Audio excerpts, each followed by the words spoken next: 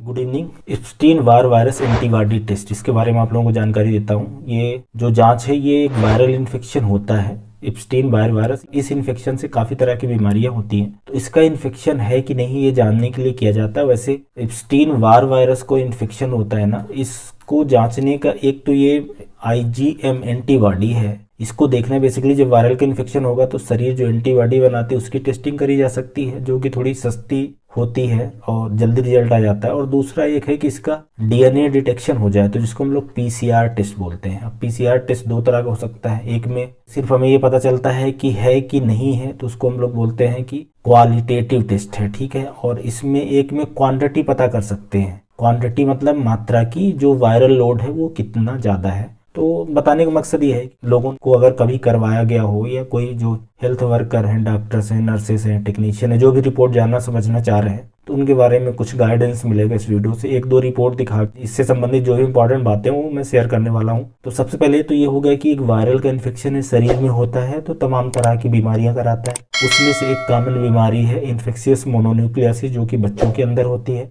और infectious mononucleosis में मतलब क्या होता है कि बुखार आना, स्किन में रैशेस आ जाना, गले में लिम्फ नोड बढ़ जाना, टॉन्सिल का बढ़ जाना, ये सब हो सकता है। तो अगर एंटीबॉडी टेस्टिंग की बात करें, अभी तो ये लगभग 1500 की होती है। आपको ब्लड देना रहेगा, उसमें देखना रहेगा कि एंटीबॉडी सीरम में है कि नहीं है, ठीक है। और एक DNA वाला टेस्ट है, उसको भी आगे शायद होगा, इसमें दिखाता हूँ आपको। एक ये पेशेंट की रिपोर्ट दिखाते हैं, इसमें लिखा भी हुआ है EBV का मतलब Epstein Barr virus antibody to viral capsid antigen है। ये वायरस के जो सरफेस होती है यहाँ पे कैप्सिड एंटीजन होता है VCA, उसके अगेंस्ट में अपन देख रहे हैं। अब ये पेशेंट में IgG देखा जा रहा है, वैसे IgM भी देख सकते हैं। IgG रिसेंट में बनती है और IgM बाद में बनती है। तो चलिए अभी IgG की बात करते हैं। ये चीज जानना जरूरी है कि किस टाइप की है, ठीक है। यहाँ पे मैंने IgM लिख दिया है और ये एक्चुअली में जो रिपोर्ट है वो IgG देखी जा रही है। तो यहाँ पे कितना है, 5 है, और जो नॉर्मल होना चाहिए 9 से नीचे है। तो इन पेशेंट में वो एंटीबॉडी नेगेटिव रेंज में, मतलब उनको अभी करंट में इस समय इन्फेक्शन नहीं चल रहा है। वैसे एक बार ये इन्फेक्शन हो जाता है तो ज्यादातर व्यक्तियों में लाइफ लॉन्ग ही एंटीबॉडी ये रहती है। कुछ लोगों में डिसअपियर हो जाती है, वैसे ज्यादातर में ये फिर हमेशा के लिए पाई जाती है। अगर ये 9 से 11 के बीच में होती तो दोबारा रीटेस्टिंग करानी पड़ती लगभग 15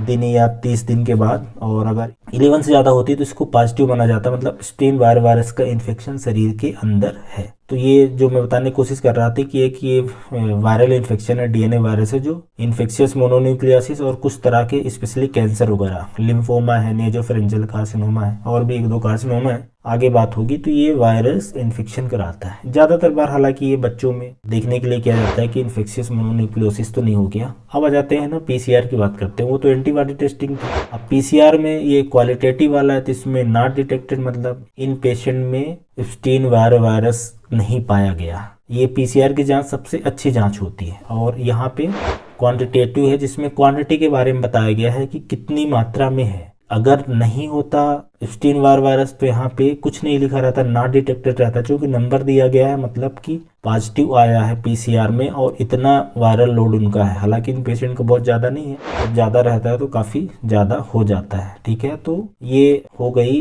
DNA की इप्स्टीन वार वायरस की जो टेस्टिंग होती है, और एक एंटीबॉडी वाली है, दोनों कराई जा सकती है। एक चीज और आपको बता दूं कि जो इप्स्टीन वार वायरस है ना, ये थोड़ा सा पेशेंट इम्यूनो कम्प्रोमाइज्ड होते हैं, मतलब ऐसे लोग जिनमें शरीर में प्रतिरोधक क्षमता बनाने की कैपेसिटी नहीं है, सेल्स अच्छे से एंटीबॉडी नहीं बना सकते, ऐसे काफी सारे लोग हो सकते हैं। स्पेशली जो HIV के पेशेंट्स हैं, या स्टेरॉइड पे हैं, कैंसर के पेशेंट्स हैं, या कुछ लोगों में ऐसी कोई इम्यून समस्या हो सकती है, कंजेनाइटल भी, तो उन लोगों में फिर ये DNA वाली जो टेस्टिंग है ना, ये करवाई जाती है। तो ये चीज का जरूर ध्यान रखना रहता है। अब आ जाते हैं नॉर्मल क्या होना चाहिए। मान लो कि इप्स्टीन वार वायरस एंटीबॉडी है, वो अभी मैंने दिखाई थी कि अगर आप IgG देखना चाह रहे हैं तो उसमें रहेगा कि एक रेंज से नीचे होना चाहिए, और DNA टेस्ट में निगेटिव रिजल्ट होना चाहिए, मतलब कि ये इन्फेक्शन शरीर में नहीं होना चाहिए, ये नॉर्मल कंडीशन होनी चाहिए। लेकिन अगर कोई वैल्यू आई है, एंटीबॉडी में बढ़ी हुई हो, या DNA PCR में ये डिटेक्ट हुआ है, तो इसका मतलब ये बेकार बात है। अब क्या क्या कंडीशन हो सकती है जिसमें ये पॉजिटिव आ सकता है, उसकी बात करते हैं। मतलब ये वायरल इन्फेक्शन से शरीर में कई तरह की बीमारियां हो सकती है, उसमें इन्फेक्शियस मोनोन्यूक्लियोसिस एक ऐसी बीमारी है जो बच्चों में स्पेशली होती है और कई बार बूढ़ों में भी से हो सकती है। तो इसमें बुखार का आना, कमजोरी, थकान, सिर दर्द होना, लिम्फ नोड बढ़ जाना, टॉन्सिल बढ़ जाना, स्किन में रैसेस आ जाना। इसके अलावा ये देखिए कुछ कैंसर है, लिम्फोमा है, बर्किट, नॉन हाजकिन और ये पोस्ट ट्रांसप्लांट लिम्फोप्रोलिफरेटिव डिजीज और नेजोफेरिंजियल कार्सिनोमा। तो ये कुछ कैंसर भी ये वायरल इन्फेक्शन करा देता है। तो ये अभी इन्फेक्शियस मोनोन्यूक्लियोसिस की बात करते हैं। ये बच्चों में जांच ज्यादातर बार यही देखने के लिए कराई जाती है। तो इस तरह की समस्याएं हो सकती हैं। इस बच्चे का टॉन्सिल बढ़ गया है, सिर दर्द होना, फोटोफोबिया होना, छाती में इन्फेक्शन की वजह से खांसी आना, उल्टी लगना, स्प्लीन भी लार्ज हो जाती है कुछ में, और फीवर, चिल्स, हेडेक ये सब भी हो सकता है। अच्छा, एक चीज और है कि ये जो एंटीबॉडी टेस्टिंग है ना, IgG वाली, ये इन्फेक्शन जब होता है उसके 10 हफ्ते के बाद आती है और लाइफ लॉन्ग रहती है। मतलब इन्फेक्शन मान लो आज हुआ 1 तारीख को, तो उसके लगभग 2.5 मंथ बाद आएगी IgG वाली। और रिसेंट इन्फेक्शन देखना हो तो IgM वाली देखी जाती है। क्यों कराना है? तो इन्फेक्शन न्यूक्लियोसिस और स्टेन वायरस या दूसरे इन्फेक्शन में सिम्टम्स एक जैसे ही आते हैं, इसलिए इसको करवा के देखा जाता है कहीं हो तो नहीं गया है, और स्टेन वायरस का इन्फेक्शन है या क्या हो सकता है वो सब देखने के लिए शायद ही मतलब बहुत कम लोगों को रिकमेंड करी जाती है। पर जिनको करी जाती है उनको रिपोर्ट कैसे समझना है या क्या होता है, कैसे होता है, वो समझाने के लिए वीडियो था। Thank you.